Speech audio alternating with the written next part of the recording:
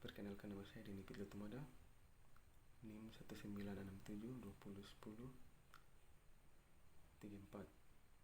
Di sini saya akan mencoba menjelaskan terkait dengan pemikiran politik Insinyur Soekarno sebagai tugas ujian akhir semester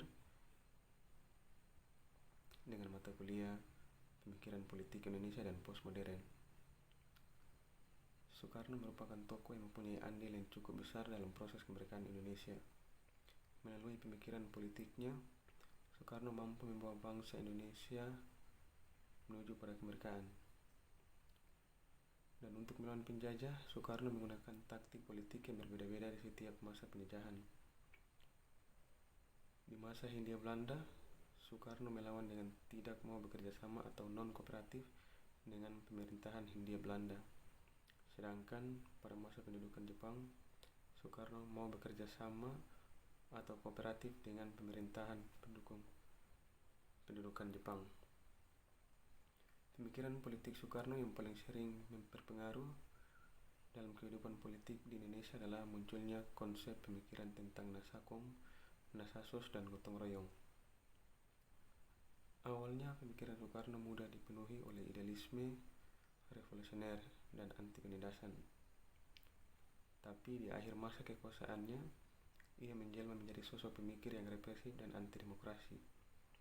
Dengan dalih revolusi belum selesai, ia mengkonsepkan demokrasi sesuai dengan penafsirannya, bahwa demokrasi yang dikembangkan oleh dunia barat atau demokrasi parlementer tidak sesuai dengan nilai luhur yang dimiliki bangsa Indonesia yang terkenal dengan sifat gotong royong dan musyawarah.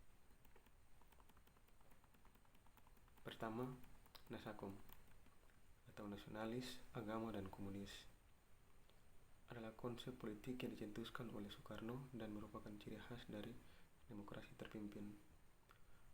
Hal ini dimaksudkan untuk memenuhi tuntutan tiga fraksi utama dalam politik Indonesia, yaitu TNI, kelompok Islam, dan komunis.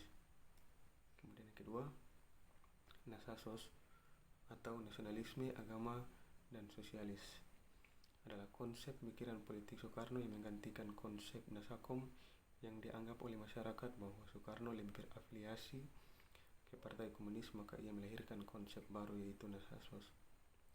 Yang ketiga, gotong royong.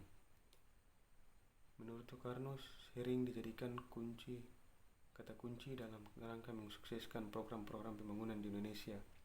Konsep ini menurut Soekarno akan menjadi ciri kemandirian bangsa. Maju mundurnya bangsa Indonesia tergantung pada bangsa itu sendiri, tanpa bergantung pada bangsa asing. Marhainisme merupakan inti dari ajaran Soekarno. Pemikiran tentang Marhainisme merupakan originalitas pemikirannya. Soekarno menyusun konsep Marhainisme sebagai cara perjuangan untuk melawan kapitalisme dan imperialisme.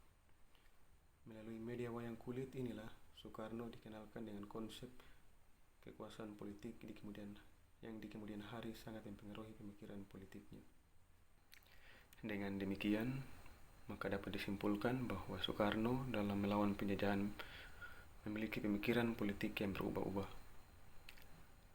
Sebelum mendirikan Partai PNI pada tanggal 4 Juli 1927, tepatnya pada saat masa kecil, pemikiran Soekarno lebih dipengaruhi oleh budaya, terutama budaya Jawa. Saat bersekolah di Surabaya, mulai mendapat pengaruh ideologi dari para tokoh nasional.